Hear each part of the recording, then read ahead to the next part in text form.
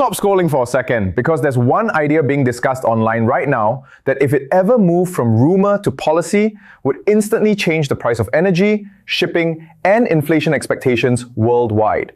Not next year, not eventually, fast. Before we go further, 3 important lines, and I'll keep them short and clear. This is an educational analysis based on publicly available information.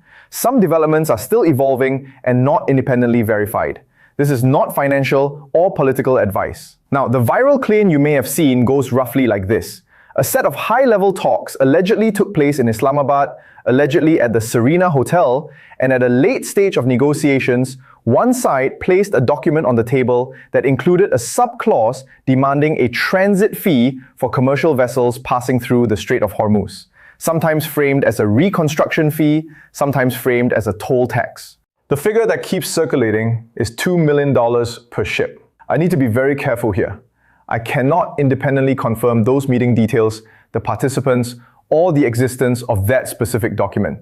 So I'm not presenting the Islamabad story as established fact. What I can do, and what matters for you as a global audience, is analyze the underlying mechanism.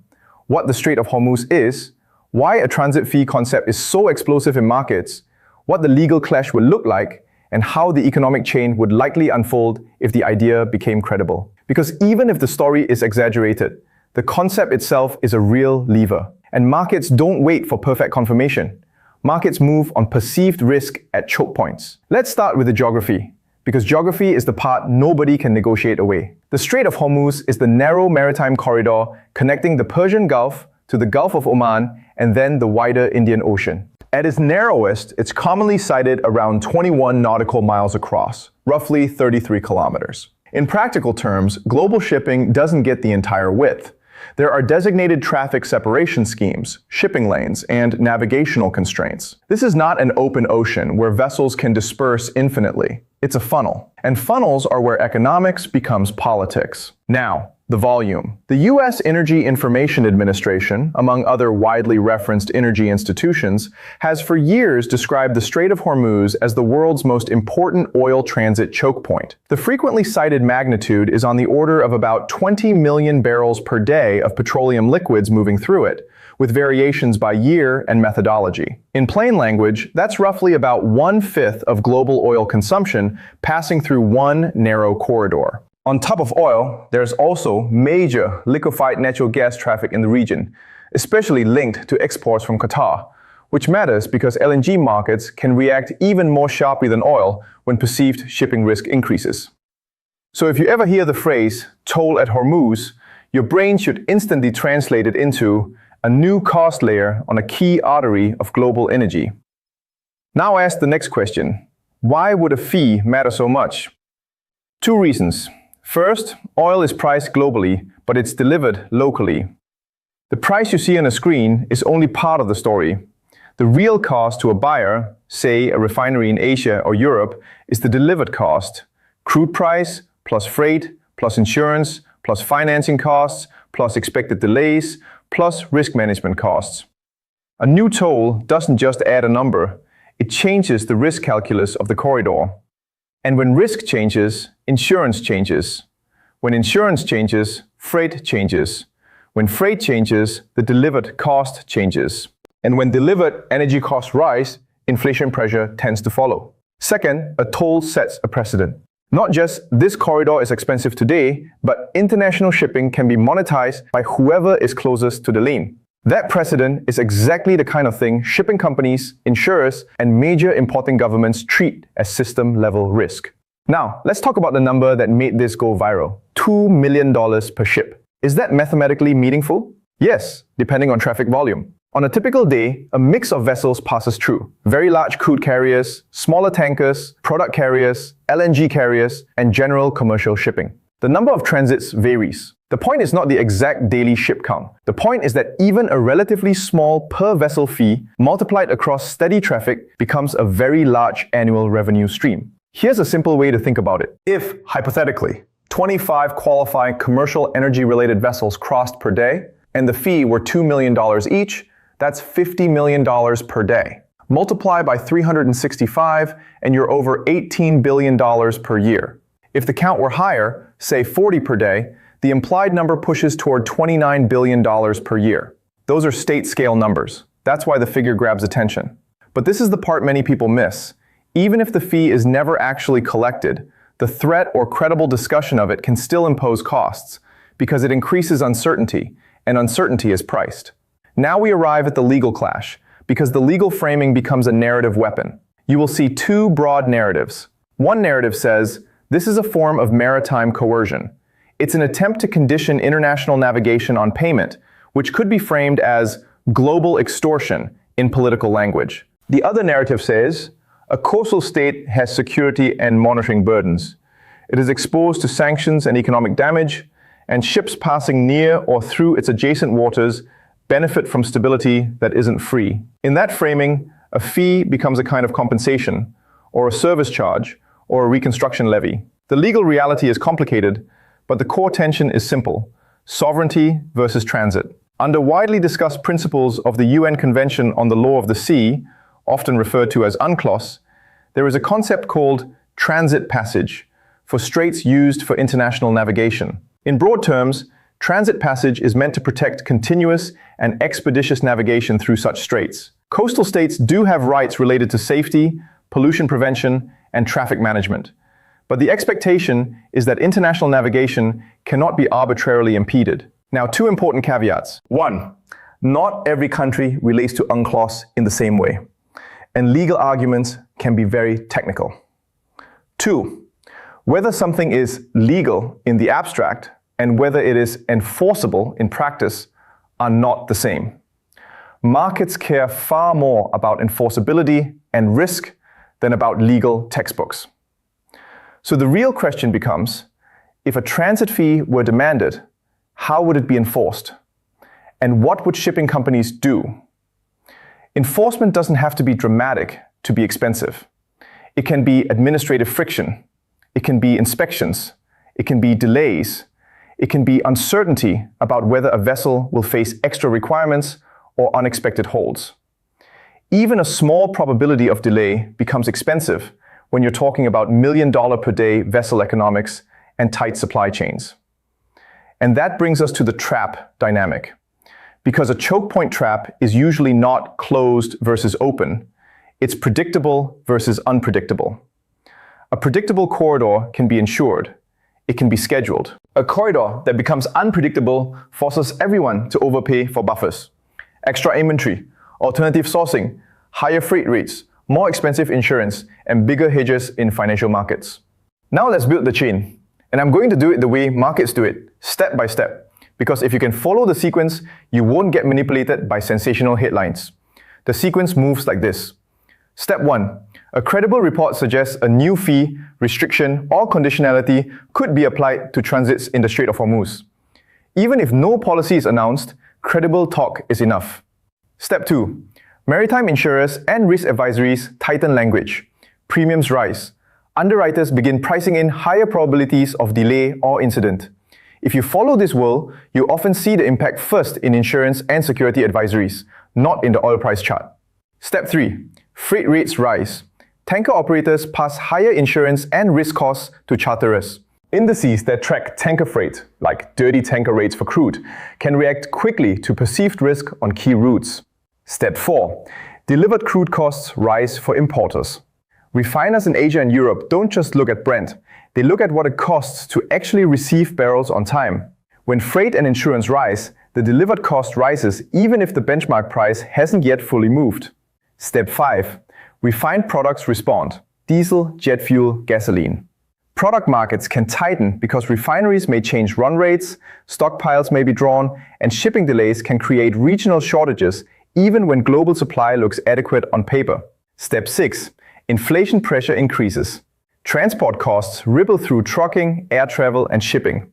Goods inflation can rise because nearly everything you touch has a transport component, and energy is an input into everything from plastics to fertilizer. Step 7. Central banks face a tighter set of choices. When energy-driven inflation rises, policymakers have less flexibility. Growth may slow if rates stay high. Inflation may persist if rates fall too soon. This is how an energy choke point story becomes a global macro story. Step 8.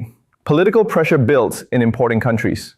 Energy price volatility is not just economic, it's political. Elections, subsidies, and public sentiment can force governments into responses that might not be optimal economically, but are politically necessary.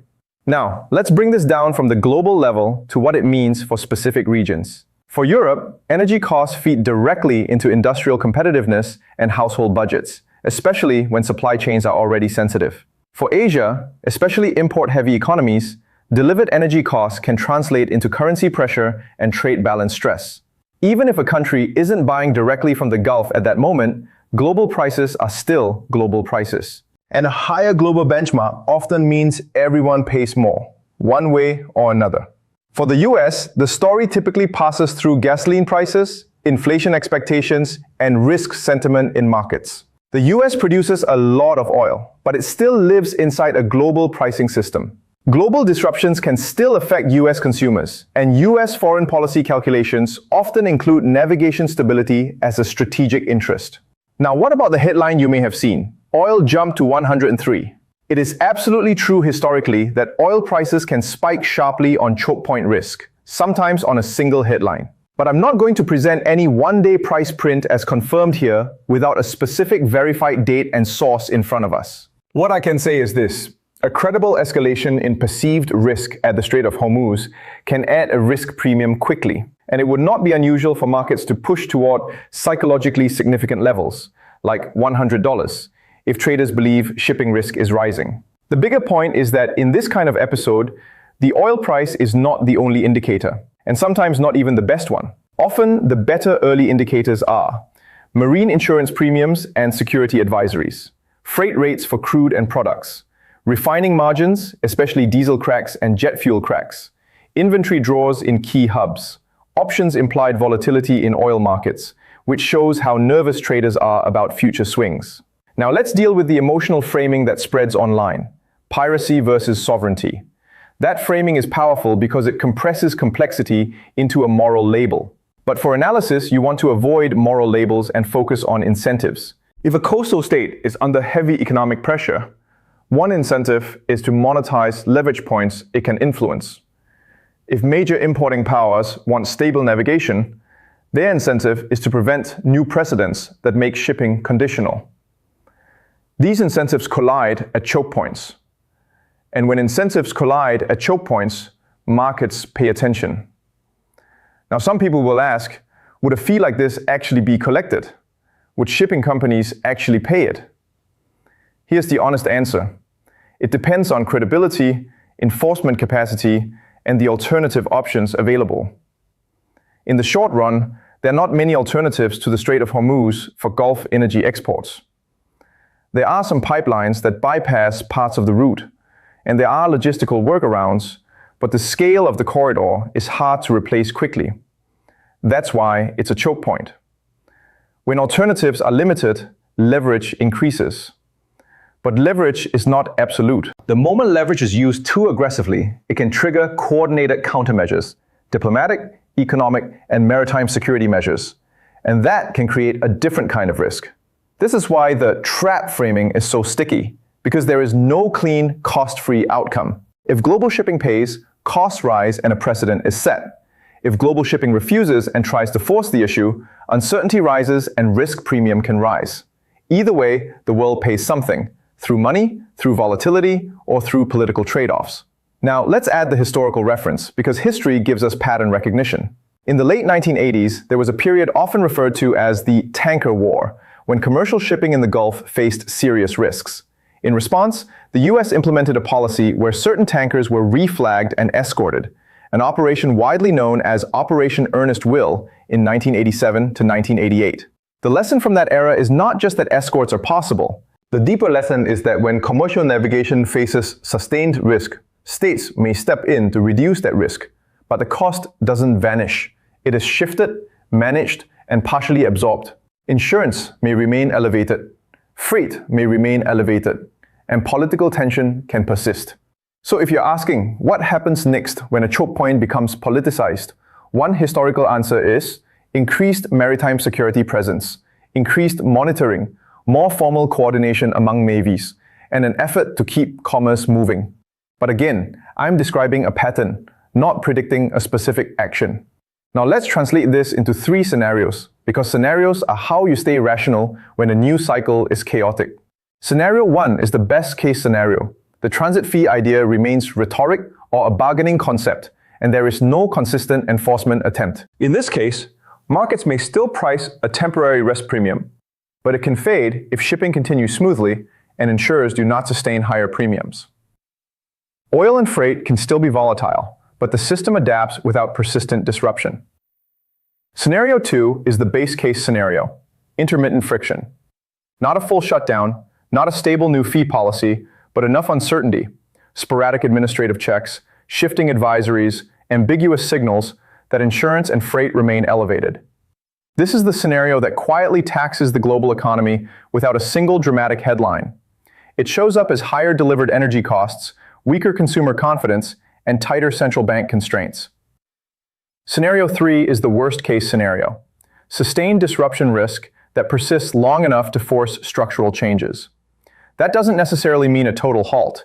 It can mean recurring delays, a persistent fear premium, and a semi-permanent rise in shipping costs. In that world, prices can become more unstable, and energy importing countries can face stronger inflation pressure and tougher policy choices. Now, what should you watch if you want to be early rather than late? Watch shipping advisories and insurance language. When underwriters start treating a route differently, costs follow. Watch freight rates. Freight is the bloodstream of physical trade. Watch LNG spot prices and European gas benchmarks, because gas often reacts sharply to perceived shipping risk. Watch inventory reports and refinery margins, because they tell you whether the physical market is actually tightening or whether it's mostly sentiment. And watch diplomatic signals, not slogans, specific signals, meetings, statements that include operational details and verification from multiple credible outlets.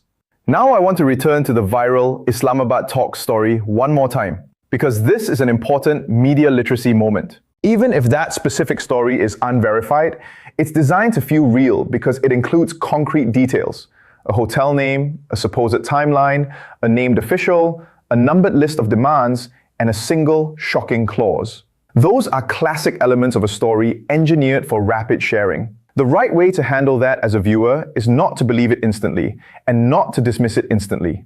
The right way is to say, if this were true, what would it imply? And then evaluate the implications using known facts, like the geography of Hormuz, the established volume of energy that passes through it, the known sensitivity of oil prices to choke point risk, and the historical pattern of elevated insurance and freight during periods of uncertainty. That's what we're doing here. So let me bring it together in 4 tight lines. The Strait of Hormuz is narrow, and it carries a massive share of global energy trade. A transit fee concept matters even before it is implemented, because markets price risk and uncertainty.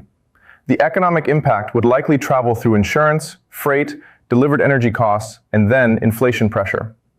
And the strategic impact is that it creates a precedent fight: conditional navigation versus protected transit. One last point, because this is where many analyses get lazy. People focus only on oil. But the second-order effects are often where the real economic pressure builds. Higher diesel costs affect trucking. Higher jet fuel affects air travel. Higher freight affects everything imported. And if inflation expectations rise, central banks have less room to support growth. That is how a narrow maritime corridor becomes a global macro story. Again, this is an educational analysis based on publicly available information.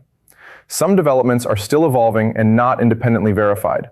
This is not financial or political advice. If you want, in the next video, I can do a clean, source-driven breakdown of the Strait of Hormuz alternatives, pipelines, rerouting limits, which countries are most exposed, and which indicators historically moved first in past choke point risk episodes, so you can track this story without panic and without propaganda.